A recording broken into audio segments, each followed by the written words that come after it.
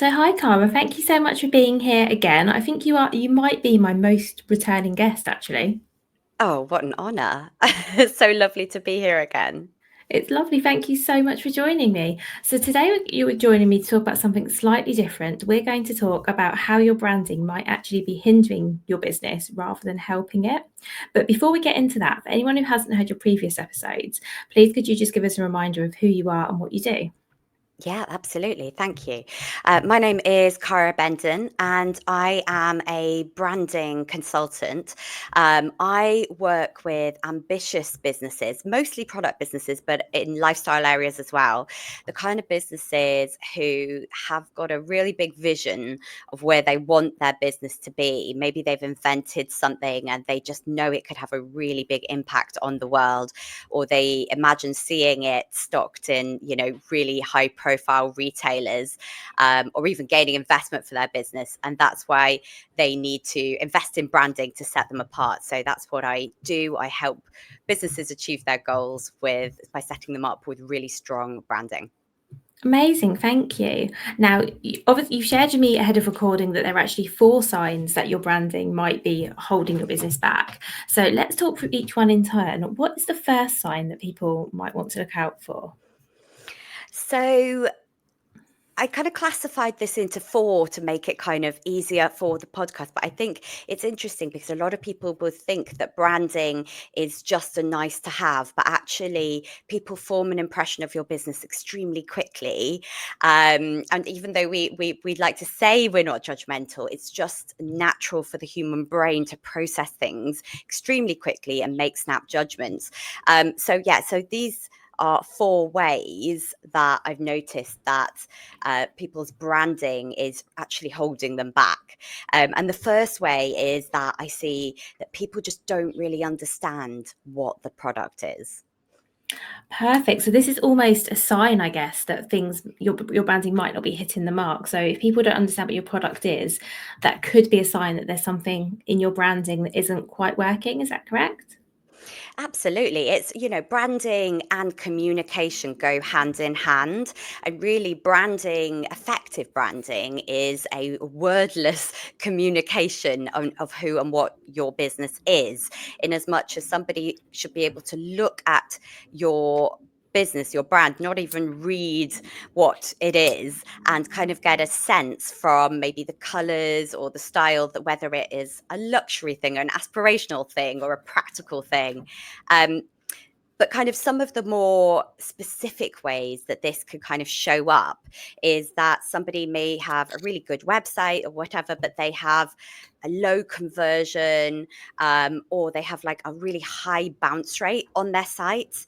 They maybe have people who are liking their posts on social media, but it's not the same people who they're making sales to. Or even if they are at fairs or in-person events, they have to explain what their product is. They get a lot of questions and they have to explain it, and they might even get, quite a quiet reception as they're talking through their product. And these are all signs that your product is either a little complicated and you need to work on how to present it snappily and simply, or perhaps that you have the wrong audience. I think I know what you mean. There can sometimes be a bit of a disconnect between the branding and the product. And I can't think of an example, but even if I could, I don't think it'd be fair for me to say. But I've definitely come across brands before where I've been maybe following them on social media, and what I thought they did or sold, because this can work for service businesses as well, was actually not it. This has definitely Mm. happened to me before. I've seen a business and I thought I knew who they were, and then it suddenly found out later down the line, oh, actually, that's not what they do. But there's been something about their branding or how they've shown up that's given me a different impression. And perhaps they're not really being crystal clear in their messaging. So things like your social media bio, the first sentence that people read on your website. If you are, in your packaging, are you showing the product? Are you clearly stating what it is? Because actually, you don't want to make something so beautiful, but you're actually neglecting some of the key communication that's going to be essential in people understanding and wanting and buying your product. So I think that this could be solved really by going through a process where you're really thinking about what your product is and explaining in an for dummies way. So that's what I always do when I write a client brief. I'm distilling what they're telling me, which, we might have had an hour long or an hour and a half long conversation to understand their business and its goals and nuances. And then I write a simple one liner of what that business is in plain terms, because it's essential that everyone that I work with on my team, my designers, fully understand the business. And if it's a bit difficult or niche, then we'll spend some time on that communication piece before we go into visuals. So it actually reminds me, sorry, I was just going to say, it reminds me of your client Fix It's. And you did a whole I remember on your podcast, you interviewed them about this exact issue of how do you communicate something when it's never existed. Yes, and actually, thank you for sharing that, because that's a good episode we can link to in the show notes for people to go and listen to again if they're not sure of that brand. But yes, so Chris from Fix It shared in that interview how he had such a challenge because his product was so unique that often it was really hard to communicate what it was, and people were misunderstanding what it could be used for. But I think he did a brilliant job, mainly by using video, I have to say, because of the type of product that it was, of really showing people what it did. Yeah, absolutely. I was just going to say that communication is not just messaging and words. And actually, selling a product like that on Amazon, when you're browsing things, it's the images and the use case scenarios that sell you on it. But I can see why video would be so good. So yeah, basically, it's if you do have a product that's really original and there's nothing really out there like it, then definitely I think video is really good, and storytelling in general. The other thing is making a comparison in another industry. So sometimes people will say, so I've worked with a client and I can't disclose much about their project right now, but they said to me they want to be the Netflix of their industry. And that really helps people in pitch meetings quickly understand it. I saw another product, I think Charlotte Tilbury makeup product that she was dubbing the Spanx for under eye bags. And it's like, actually they've done some of that work in forging that idea of what that other brand is, that you can help you can leverage that to help explain to people what your business is, even if it's quite a new and original product.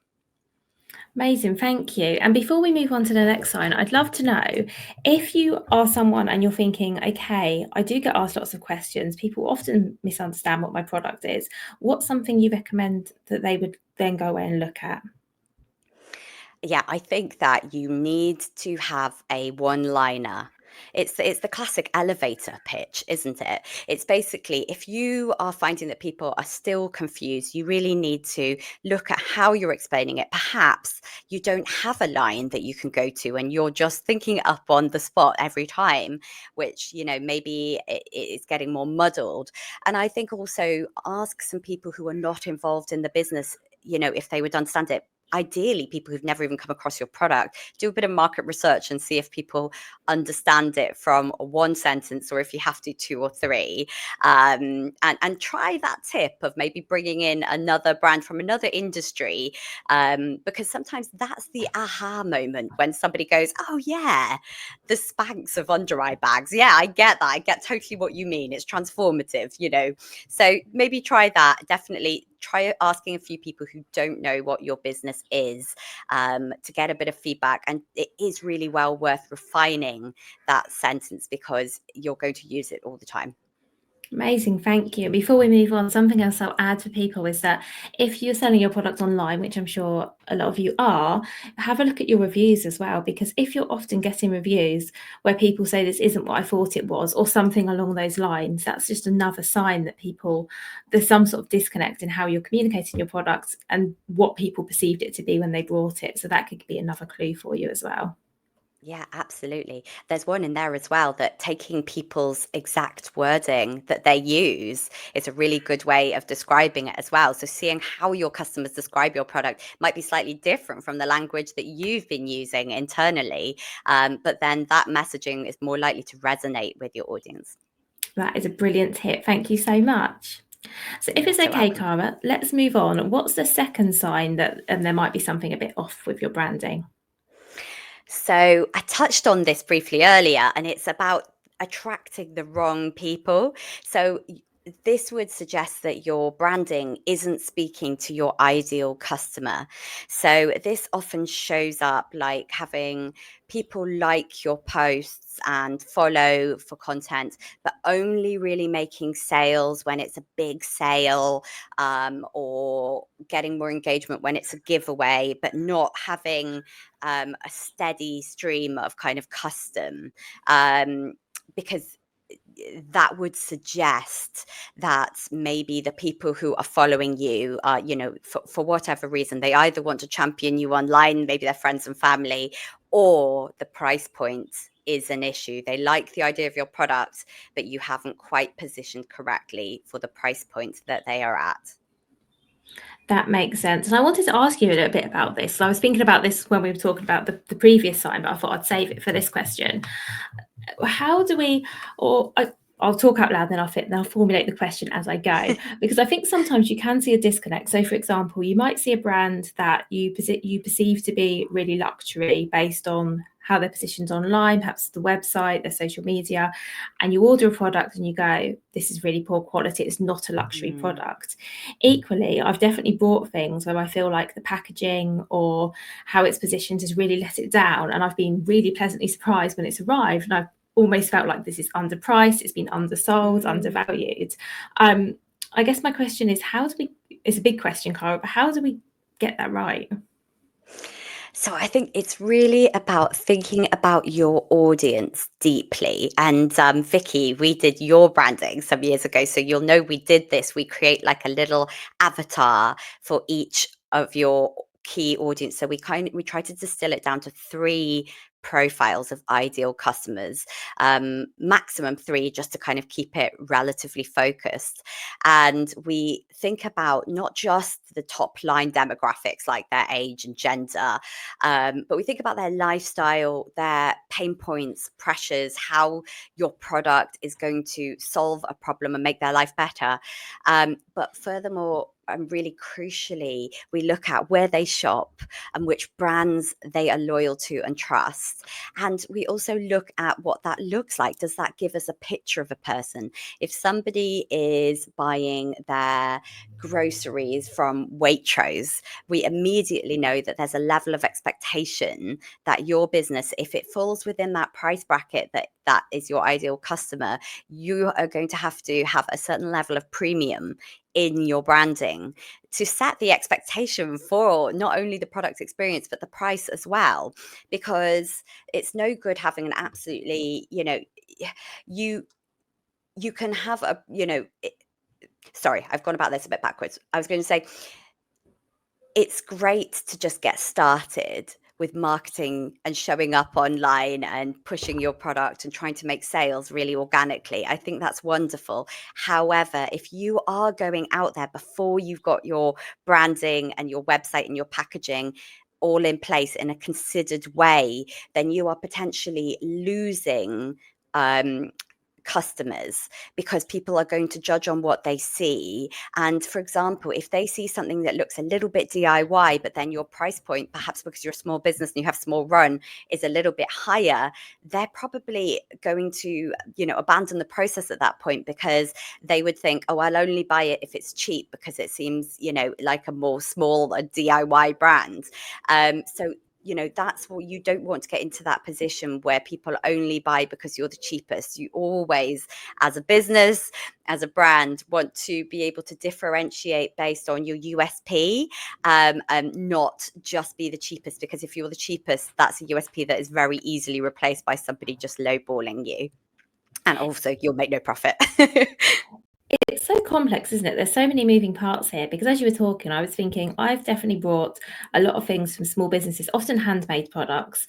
Often they're not cheap because they're handmade, but I value the handmade aspect, so I'm happy to pay for that. And the packaging is usually fairly simple, let's say, but that's never concerned me as a customer, because I think the brand is, well, I know it's handmade. I kind of Mm. It's the understand the value. storytelling. Yeah. So that's what it is the brand isn't just the visual, it's the storytelling. If for example you were buying from a potter and you saw some reels of them throwing on their wheel the pottery, or whatever it might be, that you're more engaged in their story, and it will feel, you're going to forgive the fact they don't have glossy packaging or whatever, because actually you'll know that you're supporting them and that's in line with your values. So actually that really comes down to the nuance of who your audience is and what they value. So for example, for our homemade goods, handmade goods business, if they had someone like you on their avatar, a key priority for you is supporting small businesses. Maybe it's also having unique pieces in your home and things that tell a story. So they need to make sure that they are making unique pieces that you can use in your home and showing you their story, and that is a branding piece. But on the other side, you would find, and this can be a big reason for people having low conversion, is that they have a business, but the price point actually dictates, maybe it's a candle that has to be £40, or a makeup item that is in the sort of 20 plus pounds, or whatever it may be, a fashion garment. I've worked with brands, and yeah, maybe it's because they're doing small runs, but the garments would, customers do have a choice of just going to the high street, and therefore their brand is considerably higher than the price of mass produced, competitors. Some businesses, even when they are producing overseas, it's because they're ordering 1,000 of something rather than 100,000. So it doesn't have to be absolutely tiny batch, handmade goods that can have this as an effect, but essentially you need to align with people's expectations. So for example, if you walked into a dive bar and after work, and it was maybe even just a diner, and you just ordered a burger and a beer, and then you were presented with a bill for say £50 or £60 just for your portion, you would be like, what on earth? This just looks like a service station fast food place.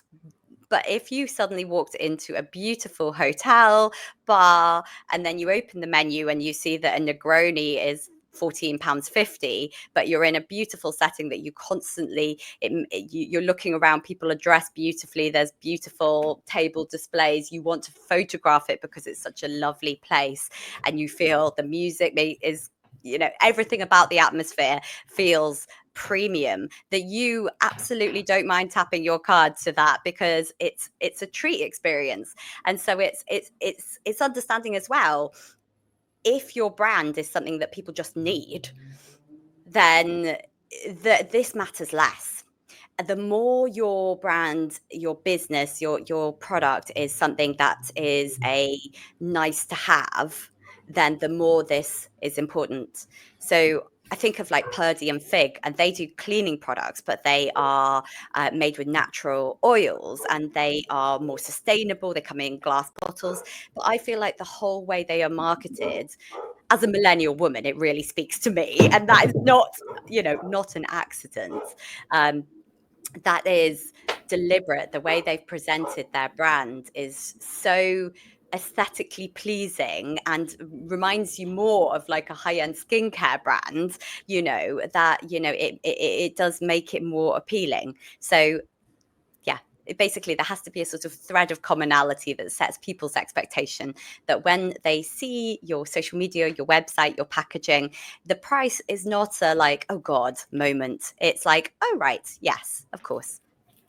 That makes so much sense. Thank you. And as you've been talking, I've really been reflecting, because I think for me, from everything you've been saying, I think the key thing here is the customer, and knowing your customer and knowing what your customer values. And I guess that can then help you make those decisions, whether it's around how you package your products, how your products are like all of these aspects for me are really coming back to the customer, because I've got so many examples, which I won't share because I won't bore everyone, of, situations where I've been to, well, I should give you one. Yesterday, I went somewhere with my husband for a pizza, and he was like, I don't want to pay. We did pay because we'd gone there with the kids and we'd sat down and we were going to eat. And as soon as we saw the menu, he said, I don't want to pay these prices. That's just ridiculous. And it was given you know, all the context of where we were, he was saying, gosh, these prices are really expensive. And we had a discussion afterwards about if we'd been somewhere else, if we'd gone in somewhere that was beautiful and the service was amazing and just, you know, a few other things were different, I don't think we would have quibbled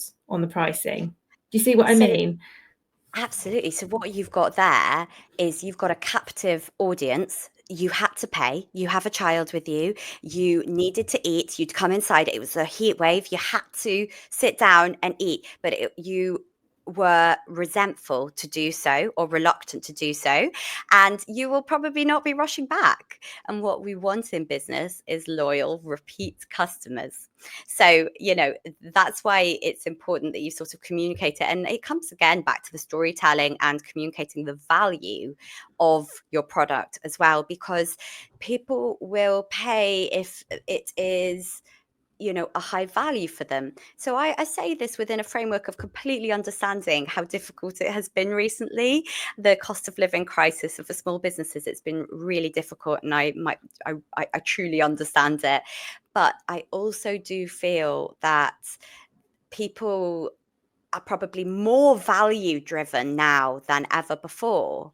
And actually, when people are in hard times, they need products and purchases that are going to be dopamine hits for them. They need things that are going to cheer them up, whether that's a beautiful planter they look at every day that they know was handmade, or whether it's a new lipstick that just makes them feel pizzazz as they walk out the door, or, getting a new pair of gold boots or something, or whatever it might be. Whatever your product is, there's such a purpose, and it doesn't have, let's not ever put secondary the emotional benefits of products as well as their practical ones. And when things are hard, people need those even more. You're right. And even though things are hard, there are still people out there spending money. There are still people out there who can spend money. So I think, again, it comes back to connecting with your customer, because I know now, yes, you know, we all have, a lot of us, or most of us maybe have less disposable income, but there are still things that I will personally spend money on. And those are the things that I value. And there are definitely things I'm not spending money on anymore. But there are the things I will continue to spend money on because those are the things that matter to me. And when we buy something, and I often say this in the workshops I hold, online purchases are often self-gifting. So it's the whole experience. You enjoy looking at the item, choosing the item, then anticipation of when it's going to arrive. And then when the package does arrive, that's why I really enjoy including some kind of unboxing experience, and good customer follow-up, because I think that it can really make the difference. You buy something and it just comes in a blank box with no thank you note. Even if that brand is, a maker brand that can't afford to get, really beautiful custom packaging made, and they're just using standard boxes. If they've written a little handwritten thank you note, that's going to make such a big difference. If there is maybe a little ribbon or tissue paper, and I mean, going, all the way up to, if your business is one that has aspirations of getting stocked on the shelves of high profile retailers, then your packaging needs to be able to sit beside the brands that they stock. So having branding and packaging that is well designed and thoughtful at that level can have a dual purpose. Not only does it give people a nice feeling when they receive their order, but it also does that thing we were saying about setting expectations straight away, completely non-verbally, just by the look, the materials of your packaging, whether this is going to be a certain level of premium or not. That makes sense. Thank you. So let's move on, Cara, to the third sign. So, what is the third sign that your branding might actually be hindering your business? Yeah, thank you. So I think that the third sign I see is where there is a lack of cohesion, and definition in the brand. So to explain, I think that would come through as, um, somebody having a certain product, but not necessarily having a tone of voice that they know how to write in, and therefore just writing captions in their own tone of voice, in the way that you would chat with your friends. Or conversely, it could be trying too hard at everything, seeing all these different trends that people are doing and thinking, oh, I ought to do that, and sort of hopping about without having a true conviction about what your brand is and how it stands out. So, also, I love Canva, but it can be such a culprit for this, because especially before people have defined their branding, there's such a tendency to just want to play about, because it's so easy to do so. And all the templates in there look so nicely put together that you just dot about. And it's no judgment for people who do that in the early days, but it's just that they might not realize how people perceive that, and that it does come through. Even people who have no idea about branding and design in the way that I do will just sense a little bit of a disconnect, a little bit of a lack of clarity, in the brand, in its visuals, in its language. Thank you. And actually, if you don't mind me jumping in, another example, a real example that I sometimes see is where brands are selling their products on Amazon and they have their own website and there's a bit of a disconnect. So either it might be that they've updated their branding and their website is rebranded and looks beautiful, but they haven't got round to updating Amazon. So the brand identity doesn't match. Or maybe it's to do with wording. So their website might be written in quite a playful tone, and then you look at their Amazon listings, and I'm sorry to always talk about Amazon, but obviously that's what I'm always looking at, and maybe their listing text is very factual, and it just doesn't feel like the same brand. And Yeah. for me as a consumer, so not thinking as me as an Amazon expert, but as a consumer, if I find a product, whether that's on Amazon or Etsy or third party marketplace, and I'm interested in the brand and I think, oh, I'll go and look at their website. Same as if I find someone on Instagram and I go and look at their website. If the two don't match up, I always then have that question mark: is this a real thing? Is this business still going? It raises Yeah. questions for me, and I'm sure I'm not the only one, where I go, something doesn't feel quite right. And of course, it probably usually just is the fact that things aren't lining up, but it does make you question: is this actually the right brand? Am I in the right place? Confusion is the biggest loss of sales. When you're not clear about your message, or that it's not the same as your social media, and you're causing people some confusion where they're questioning, am I in the right place? Did I type the right URL? Is this the right brand? Was this the right name? Was it spelled this way? Suddenly, they're having all these doubts, and people who have got a lot of doubts in their minds are not going to be really trusting to whack down their credit card details and buy from you. So it's again a way you can lose sales. So I think it's really important, that if you do have that time of experimentation, that you then draw a line under it and make some decisions, because actually it can be confusing to people. People might literally not understand that you just are working on your website and that's why it looks different. And they might think that you don't have a website, or they're in the wrong place. So you're kind of losing people. And kind of similarly, it was something that you just said there that made me realize that I do this all the time. If I'm checking out a new restaurant or a bar, or if the place to go and get my hair done, or whatever it might be, I always go to their social media. And I'm sure I don't know. I've noticed I do it more with service-based things, but I'm sure I do it with product things as well. And because you kind of want to see, are they still alive and ticking, or have they just got a really outdated listing on this third-party site, such as Amazon?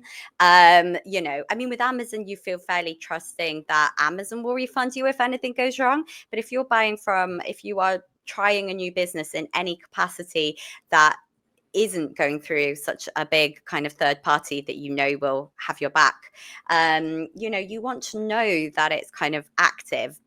And I think it comes back to that loop that we had of earlier, of saying about your love of handmade things and buying from small businesses. And actually, it's not necessarily that you're expecting their Instagram to be a perfect slick showcase. It's actually that you might want to see the maker. And actually, if you can't see a face in a few videos or posts, that might be a level of disconnect as well, because the selling point there is that it is handmade. So you want to see that process, that person. Yeah, and coming back to the Amazon or Etsy example, actually, even though the purchase is going through a third party, I will say I feel like the more expensive the product is, the less likely and I'm sure I'm not the only one, is still going to trust it if there is that level of disconnect, because it's something about the hassle, it's something to do with expectation. So you kind of get the impression, okay, if this brand isn't, doesn't have this really strong brand identity everywhere, what does that say about their products, fairly or unfairly? And it probably is unfair, but I do think there is that element to it where it just doesn't give the impression that this is a brand that everything's going to be really slick and Mm. high quality. Actually, that's true. When I have been shopping on Amazon, actually, and I've looked at product listings, I will always go straight to the customer reviews. And if the product sounds different or the product looks different, the packaging or whatever, I'll think, well, I can't trust any of this because I might not be getting the same thing. So, if somebody is showing something and it has a very different packaging and they've now decided to go cheaper or whatever it might be, something like that, I'll think, oh, is it only the packaging's changed or can I not trust any of this now? That's really interesting. I think there's a lot to this, isn't there? So what would you say are the key ingredients of a really cohesive brand identity? So what does good look like? So that's it. It's like it's being consistent, but consistent doesn't mean, completely visually perfect or just replicating the same thing everywhere. It means looking at your channels as a whole. So channels is a bit of a marketing term, forgive me for that. But when I say channels, it's anywhere that you would have an interaction with a potential customer. So that would be your social media, list each of them out. Maybe your business cards, your email signature, any emails that come from your website, your newsletter if you have one, but especially any confirmation emails, things like that. Your website. If you appear at markets, it's your signage, your in-person materials, and it's kind of and your packaging as well, and saying, does this all marry up? Does this all make sense together? So, if you have got some packaging that has an old logo on, and for sustainability reasons, you want to use that, absolutely fine. But please put in a note, put one online, and in your packages, just say, that you are using up a run of print. In order to not cause waste, but that you are the brand they found online or something like that, because I think it's these communication pieces that make all the difference. And I think if in that really specific example, I think people would respond really well to that the business was being environmentally conscious. But yeah, basically, I think it's that you are trying to create something intentional, is the word I would use. You look at it and it all comes together.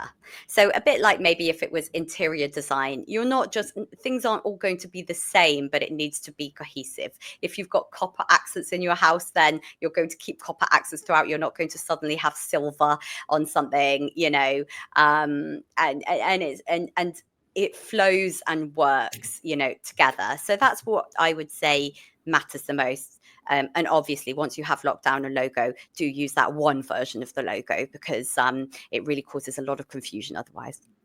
That's brilliant. Thank you. So let's move on to the fourth sign. So what is the fourth sign that your branding might be holding you back? So this one is really, really common, but it's just if you have designed your own branding or you did it on a budget, there can be that aching feel that you have that's holding you back as a founder, that you just don't think your branding is good enough. You question it.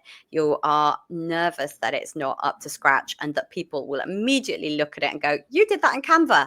So if that is, something that resonates with you, if you're hearing this, then really no judgment whatsoever for having had to do things on a budget to begin. In fact, that's the best way to start a business, is get out there and start doing things, see if there's an appetite, build it up. But I do think that when you come to a certain point, then it's time to take things up a level. If your goals for your business are really big and juicy, things that I said in the intro, like getting investment, getting stocked, maybe having your own physical store or pop up, having collaborations with labels or brands that you really admire, having a really strong e-commerce brand that is well recognized in its own right outside of just selling on third-party platforms. These are the kind of goals that you do need to step it up for. But I think that realizing this could be such a great moment for you and your business, because if you have that discomfort or embarrassment, if you don't really want to take your business card out if somebody asks and you'd rather take theirs, or if somebody asks for your Instagram, you immediately apologize for your website or social media, whatever, then, start to observe that, because that won't be making you feel good, and you are not going to be showing up for and taking the opportunities that you want in your business if you have that energy around your brand and your marketing. So I'd see it as a growth edge, that you've now outgrown that branding. It got you started. It's you made it proved that your business could work, and it sold you maybe on your business as well, which is brilliant. But now if you have big ambitions for your business, it's time to kind of level things up so that you can know with assurance that everything is really considered, really perfect for your audience, and will help you stand out. That makes sense. Thank you. And I guess you're saying as well is that if you are just starting out and this is you, absolutely don't stress about this, because it's absolutely fine to maybe do your own branding or have branding you're not entirely happy with in the early days. But Yep.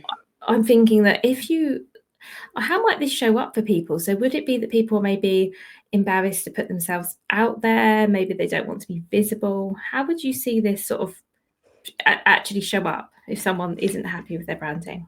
I think all of the above. I think basically it's that voice in your head that you go to maybe a business event and they talk about some competition or some opportunity, and you think one day, but I'm not ready now.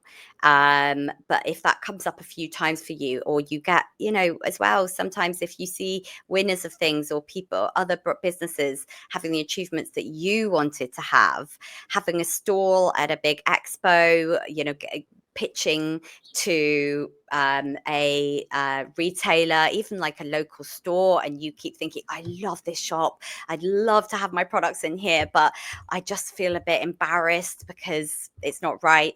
So these are the kind of signs, I think, that you're literally holding your business back.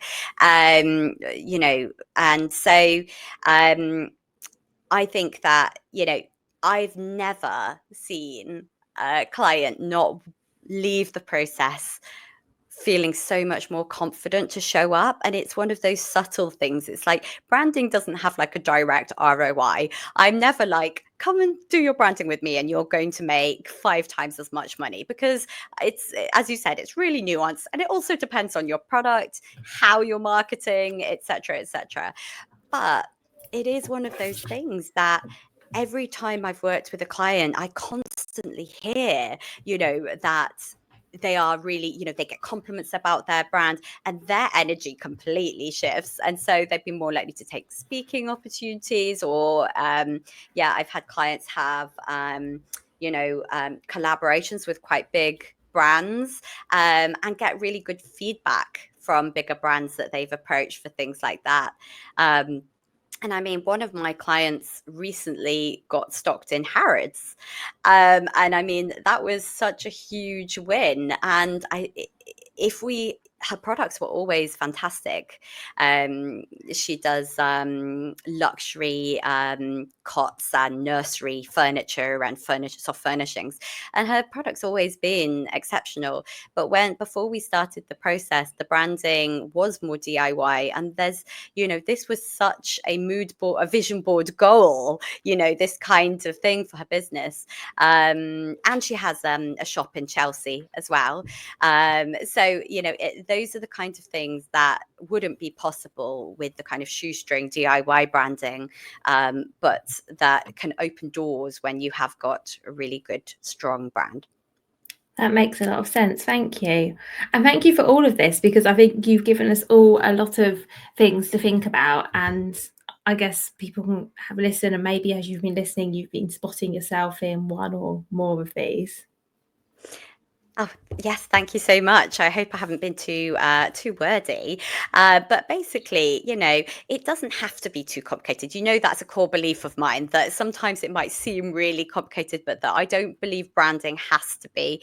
At the heart of it, branding is communicating the value of your business or your brand with humans, with the people who are going to buy it. So I think, if you listen to this and you feel, gosh, it's very complicated, or you're just in the early stages, I think there's things in here you can take forward, about the fact that just being really clear about what your business is, being able to communicate that very succinctly and simply, and maybe using an analogy or comparison with another business, another industry, and just having that thread of communication, visually and in the language between your different channels, you're on to a really good start if you do those.